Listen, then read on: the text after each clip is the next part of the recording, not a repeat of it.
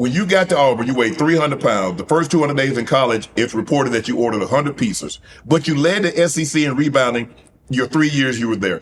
You hold the record for the career field goal percentage at almost 63%. You was SEC Player of the Year and the Decade of the 80s, and you're a member of the Auburn's All-Century team.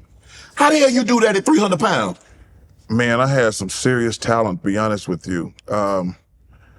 And like I say, the college game is not near as fast. And you know, we just live in a different generation, a lot faster now. But you know, you kind of, unless you get a fast break, because when teams score, you're walking the ball up and down the court. Mm-hmm. And it was really interesting. One of my coaches, Roger Banks, I struggled like the first week I was in college. He says, son, what is your problem?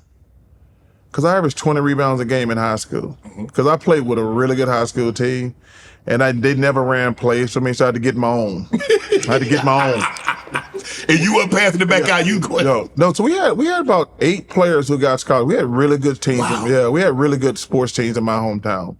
Because, you know, a lot of times when people in small towns, they got like 3 high schools. The one thing about my high school, we got one high school, you go K to 12 with the same group. So we always had good sports teams. Well, you didn't go K to 12 in the same class, did you? No. No, but I'm telling you, it was crazy. You see the same people from K to 12. Right. And it's so funny how, like, we always had good teams in football and basketball. Mm-hmm. Always had good teams in football and basketball. Did it ever dawn on you? You're like, well, man, I'm really killing it. I'm averaging 13, 14, 15 points. I'm getting 10, 12 rebounds. Man, if I lost a few pounds, I might be able to bump that up to do 20, 15. Did that ever cross your mind in college? No, because when you know, the toughest thing about a player, and you know this, and a team, kind of happened to my Eagles this year. When they got out to like a 10-1 start, a lot of times what people don't understand, when you're having success, you still need to get better as a player and as a team, and have, because you can have bad habits, but your team is so good you keep winning. So I'm not sure, but I'm probably the only freshman to ever lead the SEC in rebounding. And then I led it every year, so I'm not thinking about flaws. I think I'm doing pretty good. Yeah. So I'm not thinking about, man, lose weight. I'm like, I'm all SEC. I'm leading the league in rebound as a freshman, as a sophomore, as a junior. And I'm like, no, I'm good. And, actually, my coach tried to get me to lose weight, and we fought a little bit early in my career. We're really close today because I had to go back and apologize. I said, you know what? You were right. You were right. I was wrong. I should have lost weight sooner. I could have been better. But, when you're 18 and having success, you don't think anything. You're good. You think you're the beast. Yeah. So it goes back to my thing with Miss Gomez and my dad, like, you know what? It's you. I tell you, the one thing about being in the limelight, man, very few people have the ability to say, my fault, my bad. Yeah. There ain't a whole lot of accountability going on. There's a lot of people kissing your right. Yeah, very few people have the ability to say, hey, you know what? It's my fault. It's my bad. I was wrong. Because like I said, you got so many people kissing your you got so many people on the payroll who are kissing your It's like, so you have to be self-aware. And that's the only thing I hate about life.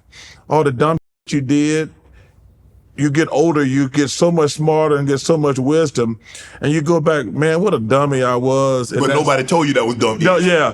But that's the one thing about life that I really hate, that you don't learn all this smart stuff till you get older. Because there's so many people out there. There's so many people out there who make mistakes that they either die from or it ruins their life. And if you get older, you're like, man, what I did back then was dumb and stupid. And I wish that more young kids would talk to people like you, me, because we've been through some stuff. Like when I watch you all the time, you talk about preparing for success. You talk about your time in Denver, You talk about your time with the Ravens, about trying to teach the young guys how to do things, take care of them bodies and things like that. I tell these guys, yo, man, it's like Zion. I like Zion a lot. Does he remind you of you? He reminds me, I mean, he's more explosive. He's more athletic than you. He's more athletic. But the sooner he gets in shape, the better he's gonna be. Have you had a conversation with him? No, and I don't know him, but I try to tell him that on television. I hope he hears it and don't take it as a criticism, because like he has got so much talent, and you can't get in shape during the season. No, you get in shape during the summer. Correct. And I see that he's lost about 25 pounds. That's what the reports are during the season. You got to do that during the summer, because you got to be ready to go when the season starts. Because he is so explosive. Because that last game that he got hurt in against the Lakers, that's the best I've ever seen him play. But listen, I got in shape for $2 million. The money these guys are making today, I'd be damn near anorexic for $35, $40 million a year. They're making 56, you Chuck. I know. They'd be like, we got to get Charles to eat. He's anorexic. I was like, my first contract was 4 years, $2 million. Right. And I said, I lost 50 pounds for that type of money. I said, for 30, 40, 50, $60 million.